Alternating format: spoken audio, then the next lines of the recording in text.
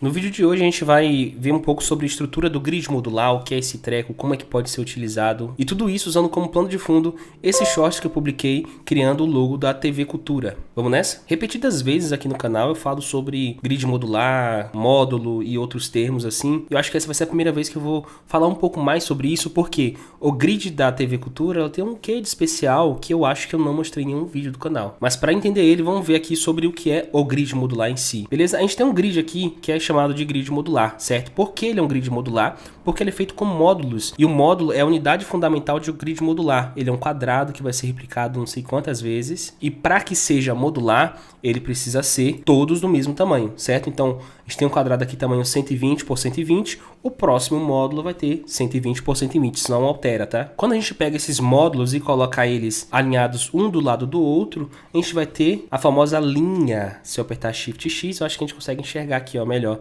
Então a gente tem uma linha formada por 5 módulos, 1, 2, 3, 4 e 5. Se a gente faz esse alinhamento um embaixo do outro, como aqui, a gente já tem agora as colunas. E normalmente a gente sempre fala o número de colunas pelo número de linhas. Por exemplo, esse aqui é um grid modular. Quantas colunas tem? 3, 5 por 2, 3. Então a gente chama aqui de grid modular 5 por 3. Essa estrutura é muito simples e muito básica, tá? Módulo, linha e coluna. Tem gente que avança mais isso e chama, por exemplo, um conjunto de módulos de zona. Por exemplo, eu posso pegar esses 4 módulos aqui e chamar de zona tal, certo? Mas isso aqui não convém pra gente. Mas tem outro elemento que é bem interessante, que em alguns grids, principalmente dentro da diagramação, existe um espaço entre linhas ou colunas, ou espaço entre módulos. Eu posso pegar, por exemplo, aqui, ó, esse espaço, e claro que a gente vai universalizá-lo aqui. Vamos supor que esse espaço ele tem um tamanho de metade disso, tá? 60. Aí eu vou ter 120, um espaço de 60, vou ter outro módulo de 120, aí eu vou ter mais um espaçamento de 60, show de bola, e vou ter 120, não sei o que lá, e por aí vai. O nome desse espaço aqui, o nome desse elemento, que no caso aqui eu coloquei como quadrado, mas é um espaço, é chamado de gutter, que é o espaço entre linhas e colunas. Eu poderia ter um gutter aqui separando, por exemplo, a coluna 3, que é essa aqui, da coluna 4, que é essa que eu fiz aqui embaixo, certo? E como eu acho que talvez fique um pouco confuso olhando a coisa crua, a gente vai fazer o logo da TV Cultura. Então para isso o que a gente vai fazer? A gente vai criar um módulo aqui, tamanho qualquer, eu vou usar o tamanho 120 que eu usei antes, vou copiar ele para o lado aqui com Alt e Shift. Para que isso aconteça e apareça o Intersect, como estava ali no meu, você tem que ter as Smart Guides ativa, tá? Tecla de atalho, Ctrl U. Para repetir aquela ação de copiar o elemento tantos pixels para o lado, que realmente está encostado ali, eu vou apertar a tecla de atalho Ctrl D. Então eu criei aqui... Então eu criei aqui uma linha com 3 módulos. Esse símbolo que acontece é, a gente vai ter um gutter agora. E de onde vem esse gutter? Toda vez que a gente fala sobre grid modular, criar símbolos com grid, a gente está falando sobre ter uma coerência visual. Os elementos dentro daquela estrutura, eles conseguem se comunicar. E o que é se comunicar quando a gente fala de linguagem visual? Quer dizer que aqueles objetos conseguem ter algum nível de relação. Eu não vou chegar aqui e colocar um valor aleatório para isso, mas um valor relacionado ao nosso elemento fundamental, que é o módulo. O que eu vou fazer para isso, eu vou colocar esse gutter, que eu falei que é o espaçamento, 1/5 do tamanho do módulo. Esse negócio de matemática é muito complicado. Calma. Para fazer isso, a gente vai chegar aqui, ó, barra 5.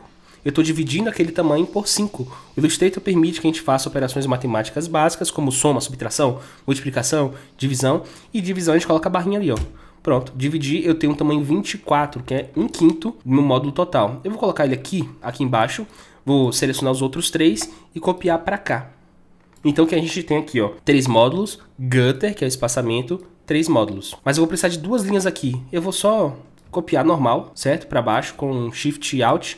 Vou reposicionar esse treco para cá. Vou pegar agora essas 2 linhas aqui, arrastar para baixo, abaixo do gutter, tá? Então vou ter um gutter tanto horizontal, como é nesse caso aqui, separando as colunas, como tem também um separando as linhas. Por isso que eu posicionei esse quadrado aqui. E nesse caso a gente vai ter só mais uma linha aqui. Para você entender como ficou a estrutura, a gente vai ter 1, 2, 3 colunas, gutter, que tem 1/5 do tamanho, 1, 2, 3 colunas. Então são 3 colunas com gutter mais 3 colunas. E para as linhas a gente vai ter 2 linhas, o gutter, o mesmo gutter, tá? E 3 linhas abaixo dela. Só por uma questão estética, eu vou centralizar isso aqui, tá?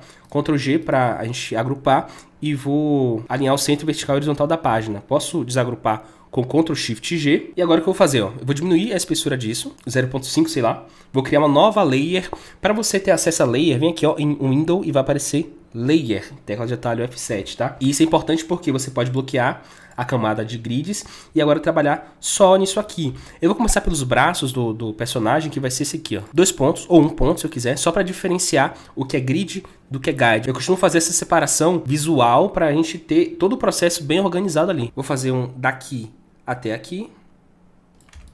E outro daqui eu poderia fazer embaixo também.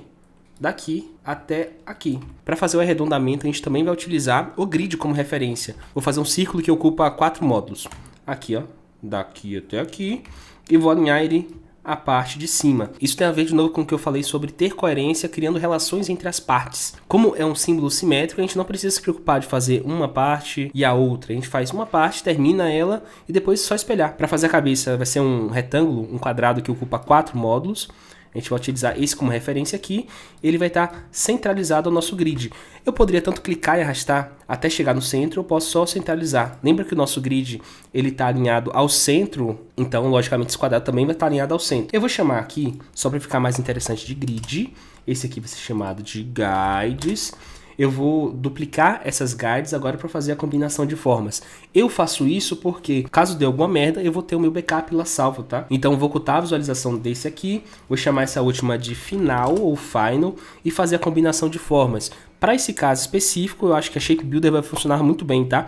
Eu aperto a tecla de atalho Shift M para que quando eu clicar e arrastar na hora de combinar as formas, eu consiga enxergar. Eu vou apertar Shift X, que é para inverter o que era stroke, ou seja, contorno, em fill, ou seja, preenchimento. Clique e arrasto para fazer isso aqui.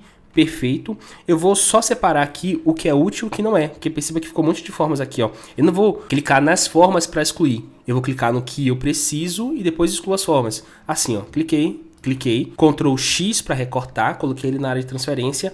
Ctrl A para selecionar tudo que está aqui. Delete. Agora, para colar no lugar, Ctrl Shift V. Aqui eu vou inverter o que é Stroke em Fill com Shift X e espelhar, como prometido, essa parte aqui, ó. Vou usar a tecla de atalho O, que é Reflect Tool, Center, cliquei e arrasto para o lado. E o nosso símbolo está pronto. Se você curtiu esse vídeo, deixe seu like aqui, se inscreve no canal. E se você tem alguma sugestão ou dúvida, deixe nos comentários pra gente trocar uma ideia. Meu nome é Ericles e até a próxima.